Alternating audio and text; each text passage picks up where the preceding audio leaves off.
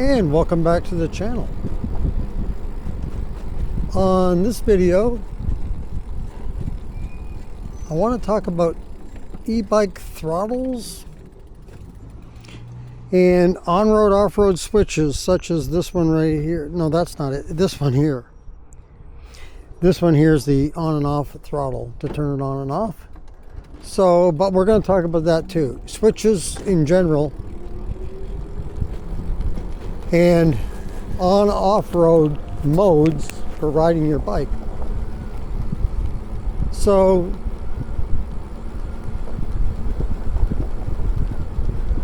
with the new e-bike laws with regard to speeds, starting to talk more and more about throttles, whether you can have a throttle on your bike class 3 and they don't want you to have a throttle on the bike. So what if the bike, this one here is sold as a class 2 if you can believe it. So what if you use that throttle for only, or not the throttle, but the off-road switch for off-road only, and you still put it into on-road, which is the regular class 2, 20 miles per hour. Is the switch different than going into the computer settings and changing the settings?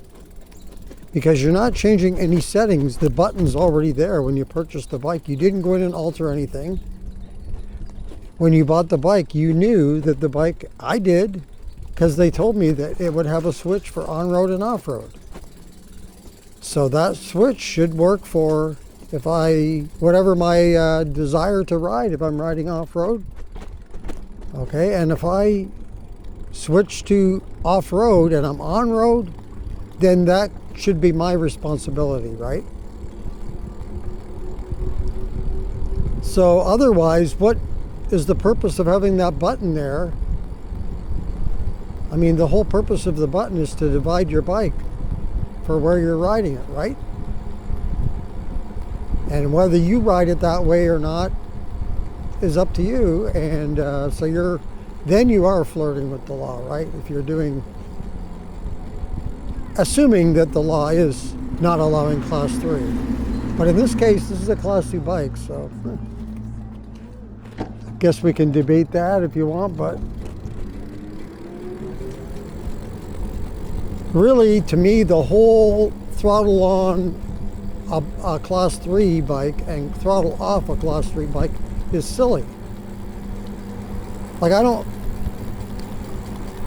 think it's silly because the bike is still going the same speed, 28 miles per hour, whether you're throttling it or pedaling it. And I've said this before and I'll say it again, I actually think it's probably more dangerous when you're pedaling to 28 than not pedaling. Especially in like certain weather conditions, like the one I was in recently, where I took it for a ride on a little bit of snow there. I wanted to try this bike because I had not tried it yet in snow, and we don't get snow here very rarely. If you get it once a year, that's quite a bit. So I took it out there and I did a little wipeout on the bike. I was going 8 miles an hour. I wasn't speeding. I was taking it really careful. I just wanted to test the bike. And just think, had I been pedaling, I bet you I would have injured myself more than just what I did. I mean, I bruised my right kneecap. There's a little bruise there, but that's it. The bike wasn't hurt. I wasn't hurt, really. And I'm thinking, if I did throttle, I bet you I would have been. Or if I did pedal, probably would have hurt myself more. Because my legs, I was ready to, correct myself, put my foot down.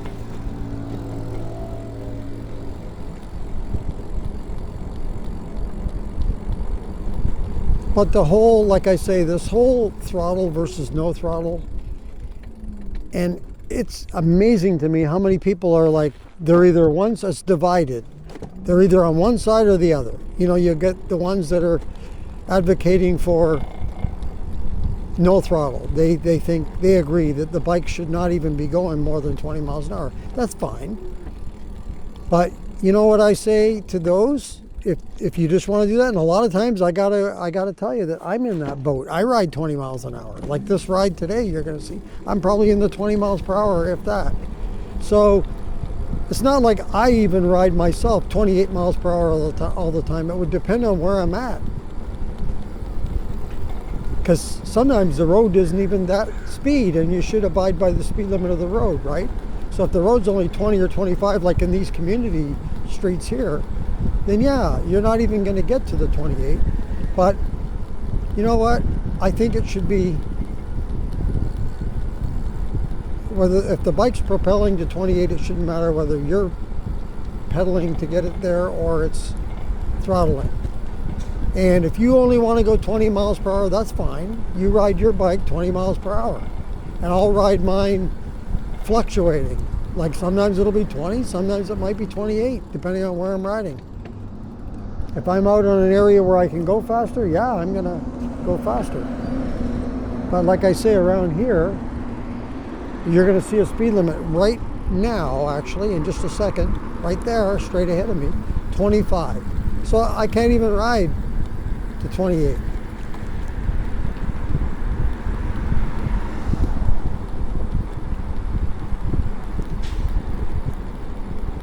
So, I don't know, I just think it's silly. I'm going to keep calling it that because it is.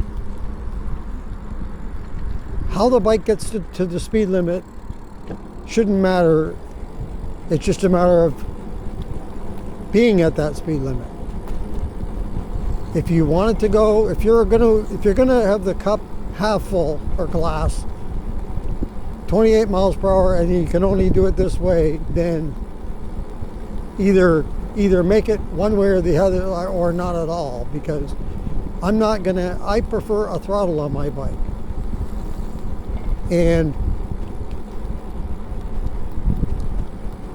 no, it's not just because I just want a throttle, because depending on the bike, and I've said this before that I ride, if I'm riding my Ride One Up Cafe Cruiser, I like to pedal that bike. And very rarely have I gotten that bike even up to 28 miles per hour, but if I did, it would be ghost pedaling at 28 anyway. But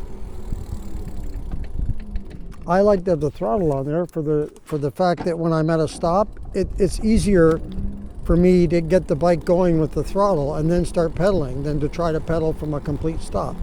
For one reason why I like that is because I like to leave it in gear 8. It has 8 speeds and it has 5 pedal assist levels. I like it in pedal assist 3 and gear 8, the highest gear. And the reason why I like to have it in that gear is because I don't want to ghost pedal, or I don't want to ghost pedal the least as I can. You know, I'd rather pedal than ghost pedal. I mean, if I'm going to ghost pedal, I may as well throttle,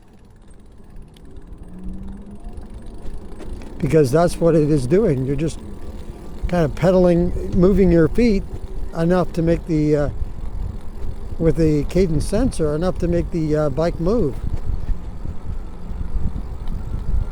So, you know, even with the cadence sensor,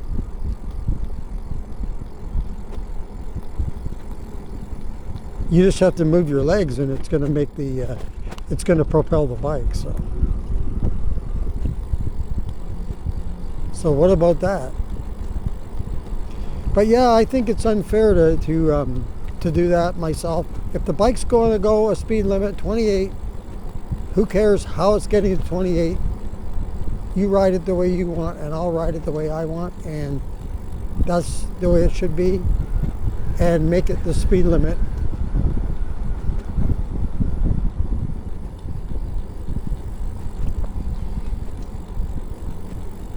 And let's put it this way, I'd rather have the speed stay 28 and eliminate the classes. I'd like to eliminate the classes, and I've said that before too, and just have a flat speed limit.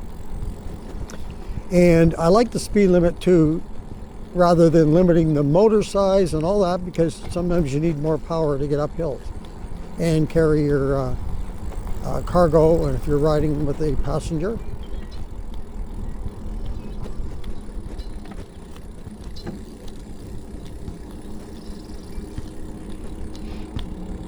And also, some people will get tired, you know, maybe, or they get a cramp in their leg and they need a break from pedaling, or something happens, you know, where they can't pedal and they want to get home from wherever they're at.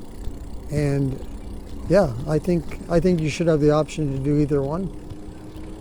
Well, and so I say keep it. I mean, let's just keep the throttle and make it 28. If you want to make it 28 miles per hour, then fine. I'd like to go a little bit higher, but I don't want to get into all this, everybody having to insure, license, register the bike, because what about all the bikes that are already out there? How do we get them registered? It's going to be a mess. Anyway, that's my take. I say allow throttle, allow on-road, off-road switch, because the purpose of buying the bike might have been you want to do both. And maybe you need to get on the road to get to your destination. Maybe you don't have a way to carry the bike and you want to get to where you're going to ride the trails, these off-road trails, and you want to take the road to get there. So why not? Anyway, that's my 2 cents. Let me know in the comments your thoughts on this. And throttle, no throttle, is it silly? In my opinion, it is, but let's hear what you have to say in the comments. That's going to do it for this video. If you like this video, go ahead and hit the like button. If you'd like to subscribe to the channel, thank you very much. Just hit that subscribe button. If you want to be notified as to when the next video comes up on the channel, just hit that notification bell. And also, as I mentioned earlier, if you want to leave a comment on this video or any others that you've seen on the channel, go ahead and leave that in the comments below. Once again, thank you for joining me on this video, and be safe out there, everyone, and also keep your wheels on the road. See you later.